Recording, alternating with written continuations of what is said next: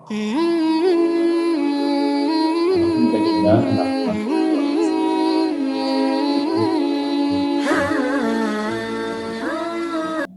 saja. Alhamdulillah, alhamdulillah. Asyhadu an la ilaha illallah wahdahu la syarika lahu.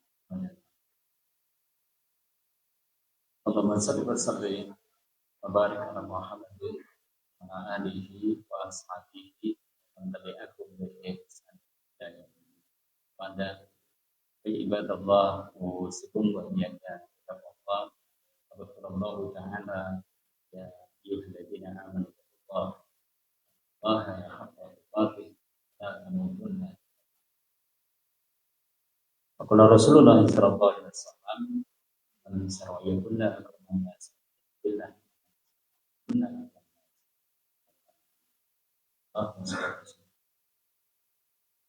kaum muslimin, waktu terus berjalan dan hari demi hari berganti. Baru saja kita melewati tanggal 14 ke tanggal 15 Dzulhijjah. Jadi kalau hitung-hitungan berarti berfaedah ya. Berarti 15 hari lagi kita akan segera memasuki hari-hari terbaiknya dunia. Dan artinya kalau dihitung lagi 25 hari lagi kayaknya kita akan segera ketemu dengan Idul Adha. Dari situ di kesempatan malam hari ini melanjutkan kaji terakhir ya, kita membahas kemuliaan Dzulhijjah. Amalan apa yang bisa kita lakukan di dalamnya. Pada pertemuan terdahulu kita sudah bahas amalan terbesar di bulan Dzulhijjah adalah dalam puasa dan berbagai amal lain kayaknya itu dicanangkan. Karena 10 hari awal Dzulhijjah itu adalah sebaik-baik harinya, sehingga amalan-amalan yang dilakukan di dalamnya nah, ada amalan yang juga mungkin ranking kedua keagungannya setelah yaitu tentang kebenaran. Hari ini kembali kita akan coba refresh sebagai bentuk motivasi. Sebenarnya wajib nggak sih menunaikan ibadah korban? Kita akan coba renungkan. Kenapa? Nah, mungkin latar belakangnya begini, Bapak Ibu. Bicara tentang ibadah korban, kayaknya tingkat keikutsertaan umat Islam dalam menjalankan ibadah yang satu ini masih sangat rendah. Coba kumpulkan data, bisa ambilkan dari Tirto.id ya, tentang jumlah hewan yang dijadikan sembelihan korban ya, dari tahun ke tahun. Cuma ini mungkin kurang update, tapi cari-cari datanya terakhir ya sampai tahun 2018. Tapi nanti mungkin bicara persentase, bicara tren, kayaknya masih bisa kita jadikan. Jadi di tahun 2016, sapi yang dijadikan sembelihan korban mencapai 279.221 ekor. Dan ini meningkat di tahun 2018 menjadi 400.300. Kerbau tahun 2016 7.500 ekor, di tahun 2018 itu mencapai 10.300. Kambing di tahun 2016 850.500 ekor, di tahun 2018 mencapai 790.050. Domba 82.400 ekor di tahun 2016, naik di tahun 2018 238.800. Nah, kalau di jumlah total hewan yang dijadikan sembelihan korban tahun 2016 1.019.700 hewan korban tadi ya, pakai akumulasi sapi, kerbau, kambing, domba. Nah, 2018 itu mencapai 1.504.580. Taruhlah kalau sapi dan kerbau itu mewakili 7 sahibul korban, ya. Berarti yang 500 itu kita kalikan 7, 500 kali 7 berarti 3.500.000. Ditambah dengan yang ini berarti 1 juta. Berarti ada 4.500.000 umat Islam yang menunaikan sembelihan korban. 4.500.000 ini dari 200 juta umat Islam yang ada di Indonesia. Berarti kalau dihitung persentasenya berapa? Masih di bawah 3%, Pak. Jadi masih di bawah 3% umat Islam yang ikut di dalam 9 korban. 3%. Tanya, tinggi atau rendah? Rendah banget. Berarti 97% umat Islam di negeri ini belum menunaikan 9 korban. Artinya banyak wilayah yang masih krisis daging korban. Kalau mungkin kita berbicara mungkin Batur, Wanadadi, Timorong atau beberapa korban yang ada sih mungkin sudah sangat berlimpah ya. Bicara mungkin Batur, kayaknya catatan tahun kemarin itu per jiwa itu dapat 3,5 kilogram. Jadi kalau satu rumah itu ada 5 jiwa, silakan hitung sendiri.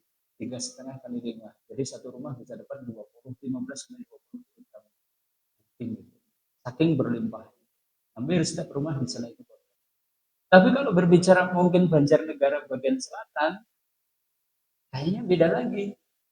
Bahkan mungkin ada yang sama sekali kampung yang mungkin tidak kenal dengan 9 korban. Mungkin ada rumah-rumah yang sama sekali belum pernah mencicipi daging korban. Nah, dari sini kita simpulkan banyak umat Islam yang kayaknya belum punya niat, belum punya tekad, belum punya keinginan untuk menunaikan ibadah yang satu ini. Nah, entah karena secara ekonomi memang belum mampu, atau sebenarnya yang menjadi masalah adalah lemahnya kemauan. Inilah yang akan coba kita kaji atau kita mungkin ya di kesempatan malam hari ini ya kita memunculkan kemauan itu. Karena soalnya kalau mungkin berbicara tentang ekonomi ya, sekalipun di Banjarnegara bagian selatan mungkin tanah tidak sesubur Banjar bagian utara, gitu kan? Dan mungkin tingkat pendidikan mungkin tidak setinggi Banjar bagian utara. Tapi kalau nonton rumah, kayaknya rumahnya rata-rata permanen, bagus-bagus. Kendaraan kayaknya setiap rumah mungkin tidak cuma satu sepeda motor, rata-rata mungkin punya 2 sepeda motor.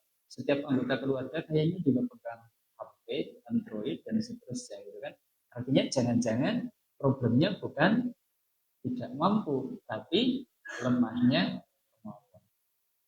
Nah, kenapa kita tadi judulnya wajibkah menunaikan 9 korban? Bisa jadi faktor yang ada itu kenapa? Karena mungkin mereka melihat status fikih ibadah korban itu sunnah. Kalau sunnah berarti gimana? Dilakoni oleh ganjaran. Orang dilakoni orang dosa. Berarti pripun? Orang dilakoni. Mungkin bang keluarga duit kok kan kayak gitu. Surat dilakoni orang. Mungkin gitu. Nah, dari situ yuk kita coba bahas lagi nih. Sebenarnya status hukum fikih ibadah korban. Baik kaum muslimin, sebelumnya sholawat serta salam semoga senantiasa tercurah pada uswah kita, teladan kita Rasulullah Muhammad sallallahu alaihi wasallam beserta keluarganya, sahabatnya dan juga orang-orang yang istiqomah dalam dunia Islam. Ya, kaum muslimin terus berdoa. Berbicara tentang status hukum ibadah korban, ternyata tidak semua ulama berpendapat sunnah. Tahun kedua. Tidak sedikit di antara ulama berpendapat 9 korban itu hukumnya wajib. Berarti gimana? Kalau wajib harus. Buatan berarti berapa? Dosa. Ini menjadi pendapat ulama-ulama pengikutnya Imam Malik. Ini menjadi pendapat pribadi Imam Abu Hanifah. Ingat, bicara tentang fikih, beliaulah peletak fondasi ilmu fikih.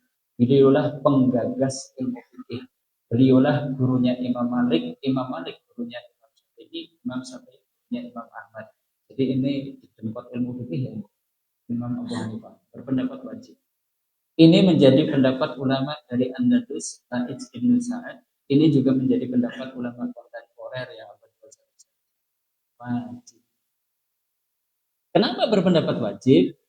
Ingat, ada kaidah usul al-aslul bil amr wujub.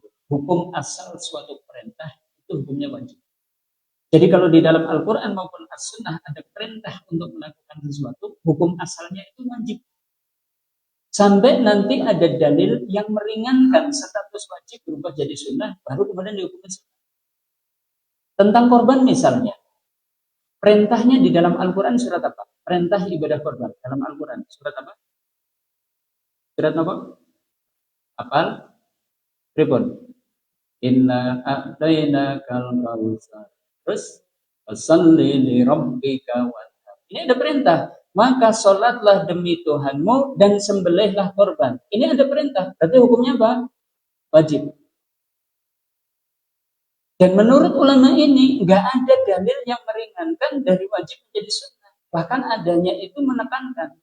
Karena ada satu riwayat Nabi itu bersabda, "Man kana lahu sa'atun falam yuddahi."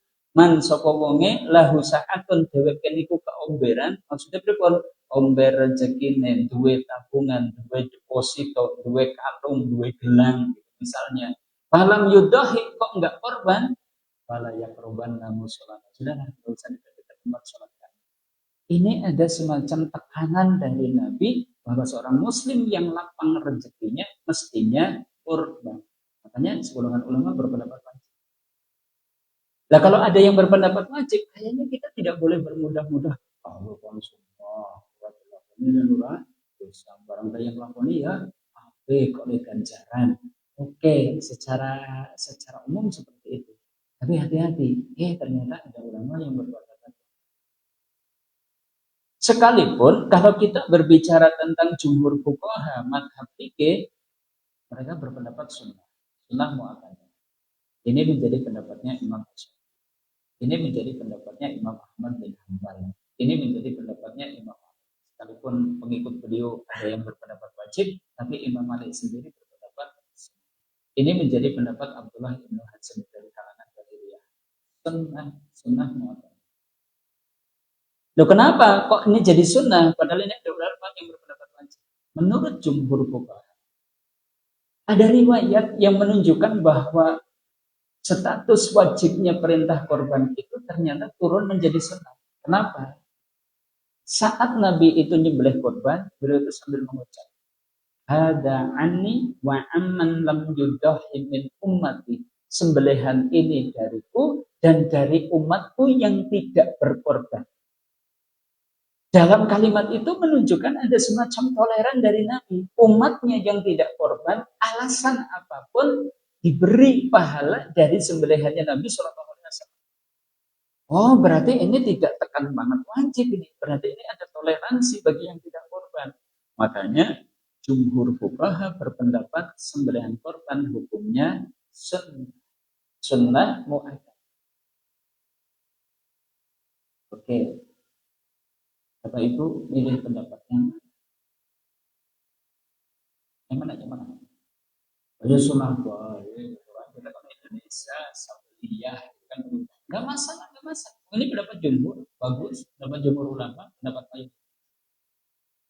Nah yang jadi masalah itu bukan soal wajib atau sunnah. Ini yang perlu kita renung.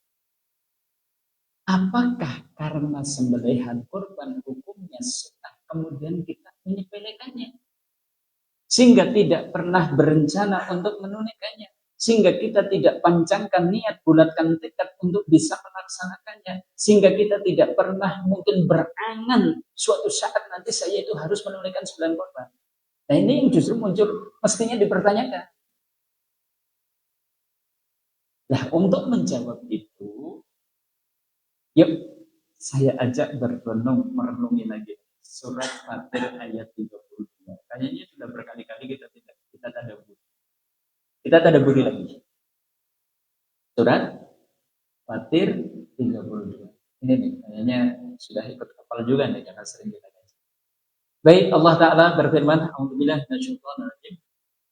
Summa urasnal kitabal ladzina istufaina min ibadina wa minhum dzalimun li nafsihi wa minhum muqtasidun wa minhum sabiqun bil khairati bi idznillah. Dzalika huwal fadlul. Kita terjemahkan dulu. Summa aurasna, kemudian kami wariskan al-kitab, kitab itu alladzina istufaina, kepada orang-orang yang kami pilih min ibadina, di antara hamba-hamba kami. Wa minhum, maka di antara orang yang dipilih oleh Allah menjadi pewaris Alkitab, mereka mensikapi Alkitab itu dengan dolimul li nafsih, mendolimi diri mereka sendiri. Wa minhum, di antara mereka ada yang mengambil sikap muqtasidun, pertengahan. Wa minhum sabiqum bil khairati bi idznillah. Di antara mereka yang dipilih oleh Allah menjadi pewaris Alkitab, mereka bersegera di dalam berbuat kebajikan dengan Dzalika huwal fadlul kabir. Yang demikian itu adalah satu karunia yang amat besar. Terjemahannya kalau mungkin belum paham. Yuk kita coba susuri maksudnya di mana. Begini, kamu semua. Allah Ta'ala memilih di antara hamba-hambanya yang menjadi pewaris kitab Al-Quran. Dalam konteks hari ini, dari 8 miliar manusia yang hidup di muka bumi ini, sebagian di antaranya dipilih oleh Allah menjadi pewaris Al-Quran. Siapakah mereka? Siapakah mereka? Umat Islam. Berarti jumlahnya sekitar 2 miliar. Dipilih oleh Allah menjadi pewaris Al-Quran. Berarti termasuk, alhamdulillah, kita dipilih oleh Allah menjadi pewaris Al-Quran. Karena status Islam. Nah, dari 2 miliar penduduk bumi yang dipilih oleh Allah menjadi pewaris Al-Quran, yaitu umat Islam itu, mereka mensikapi perintah dan larangan yang ada di dalam Al-Quran itu menjadi 3 kelompok. Ada 3 kelompok. Satu, di antara mereka yang dipilih oleh Allah menjadi pewaris Al-Quran, mereka mensikapinya dengan dolimun li nafsihi, mendolimi diri sendiri. Yang bagaimana orang yang tahu di dalam Al-Quran ada perintah, tapi dia abaikan.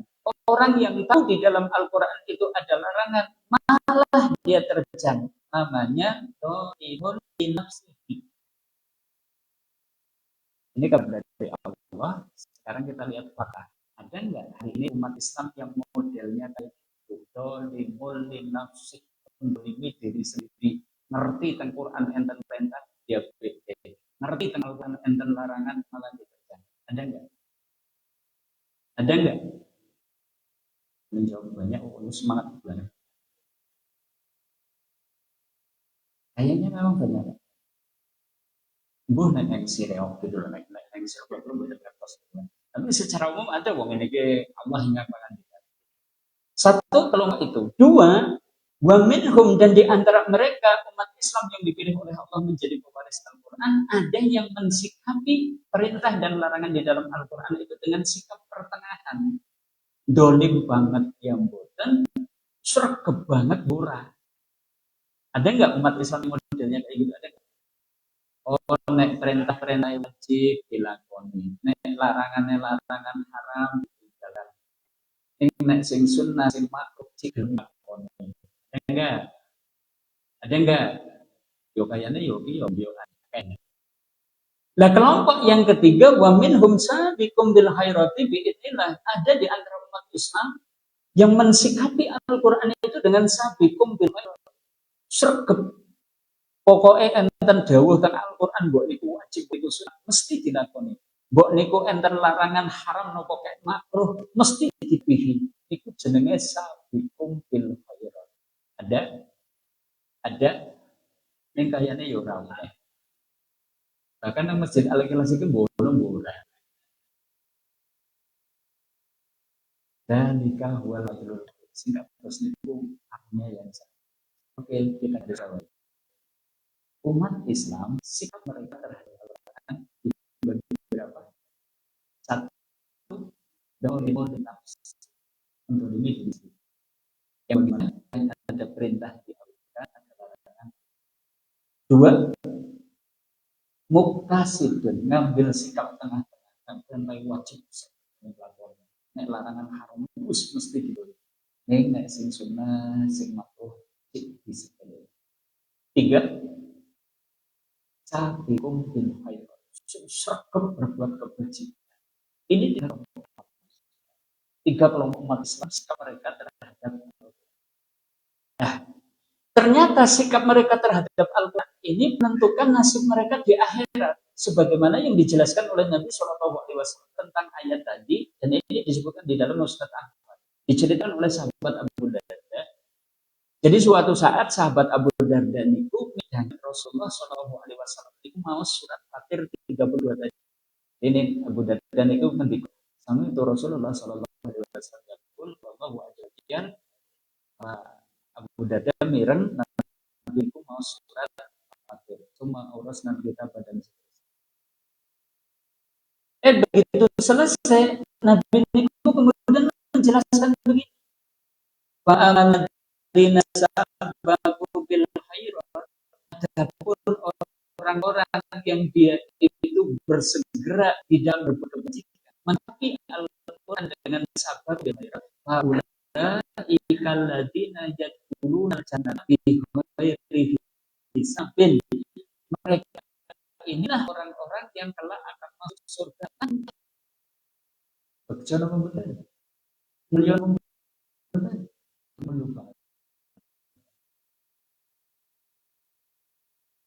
Besok orang membangkitkan ada yang sebesar api, ada yang di dunia melihat dalam keadaan buta, ada yang diberikan dalam keadaan bunuh dengan api di dalamnya. Ini ada orang mulia banget begitu dibangkitkan langsung dismati.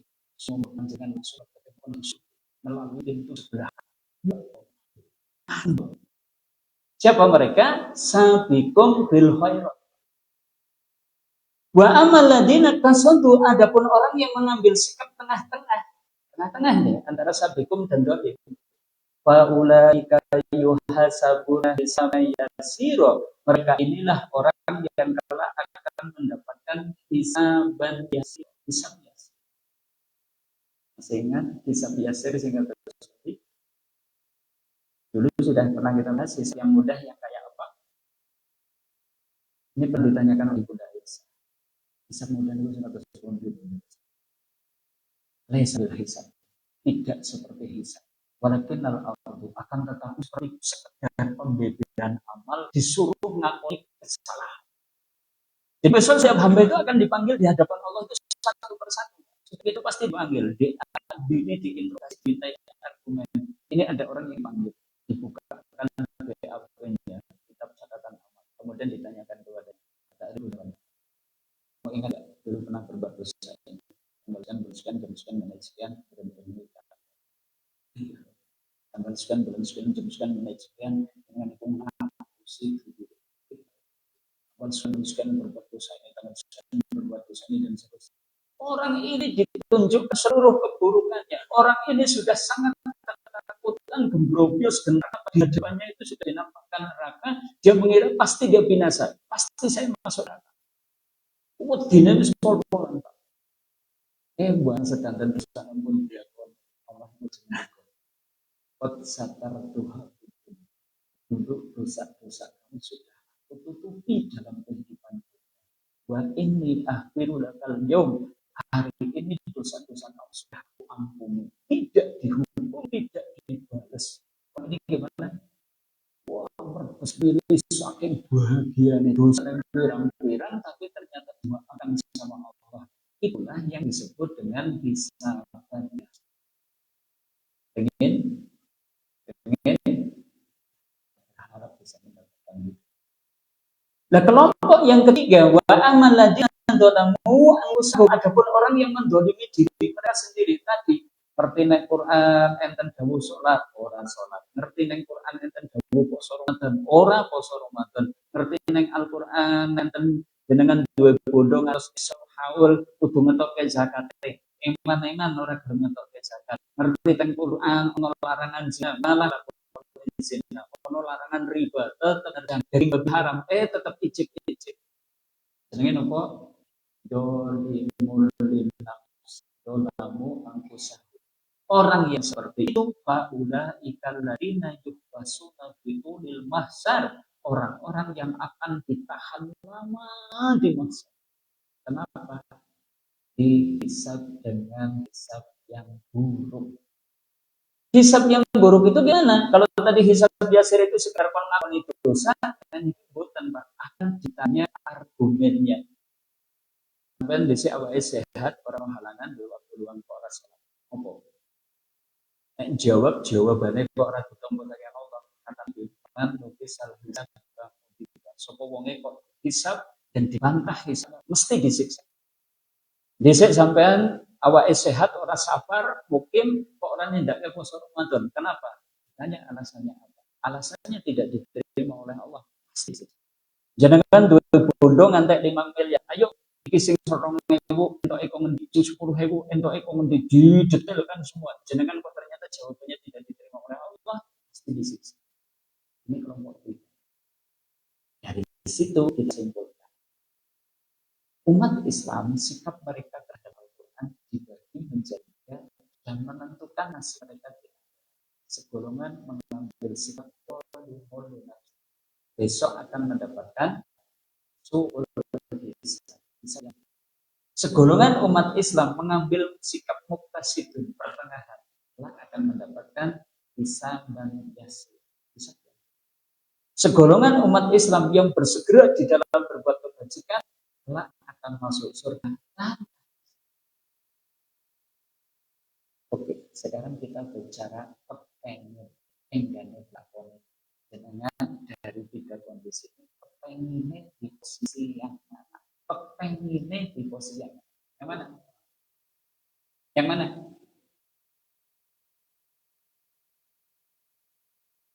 Orang masalah dong, kepengen kok.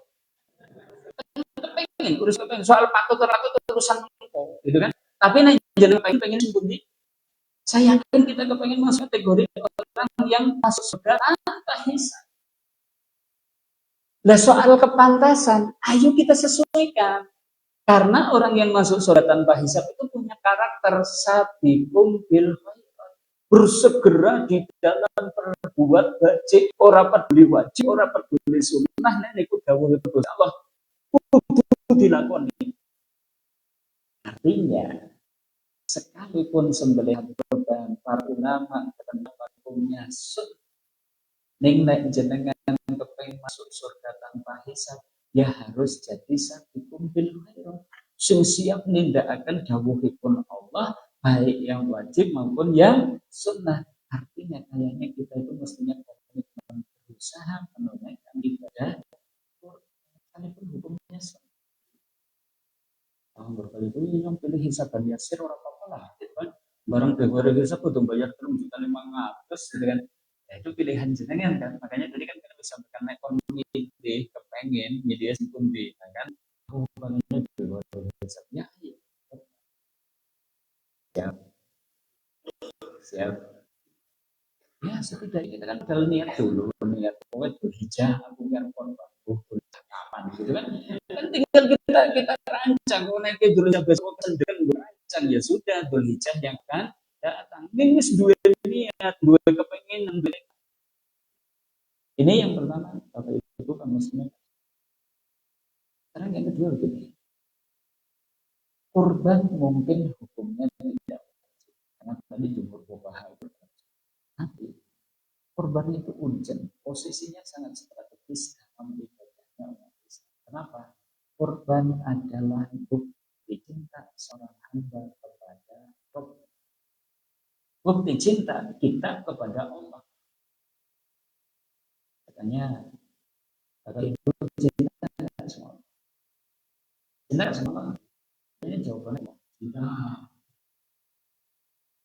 Tapi ingat, cinta bukan sekedar kata. Betul? Dan ada seorang suami tiap pagi, tiap sore ngomong sama istri. Nah, gitu. Besok lusa pagi sore ngucapkan aku deh. Besoknya lagi ucap lagi, aku cinta padamu deh. Ning saben minggu raine bojone kesem-kesem pengep. Bojone kemudian tas sendiri jomplang ora tau duwe KDRT bahkan sing jenenge wong lanang kayane kok karo wong wadon sing nglarani katanya. Suami kayak gitu betul-betul cinta sama istrinya. Cinta. Semangat buah. Sebenarnya itu sama. Ada seorang istri mungkin tiap hari itu bilang kepada suaminya, Kanda, aku cinta padamu, Kanda. Hari seperti itu. Yang diperintahkan kalau kopi, kafe dewek. Bojone kalian ditakoni wis masak apa? Masak. Kan dewek gitu kan. Ora tahu manut karo bojone, wani karo bojone. Dan saya tanya, istri kayak gitu betul-betul cinta enggak? Tuh, bapak-bapak semua. Artinya cinta memang butuh bukti. Cinta melahirkan ketundukan kepada yang dicinta. Cinta memunculkan ketaatan kepada yang dicinta. Bahkan cinta itu memunculkan pengagungan dan siap berkorban untuk yang dicinta. Sudah. Kenapa tuh di India ada bangunan sangat megah namanya Taj Mahal? Ada yang tahu sejarahnya? Ternyata itu hadiah seorang suami kepada istrinya yang sangat dicinta. Namanya Mumtaz Mahal, gitu kan? Sehingga kemudian ini istrinya itu meninggal dibuat bangunan dengan sangat megah sehingga masuk kategori mungkin salah satu keajaiban. Ada buktinya, cinta itu siap berkorban demi yang dicinta. Nah kayaknya cinta kita kepada Allah juga seperti itu, tidak cuma kata-kata, mestinya ada bukti. Nah dari situ kayaknya yuk kita belajar lagi tuh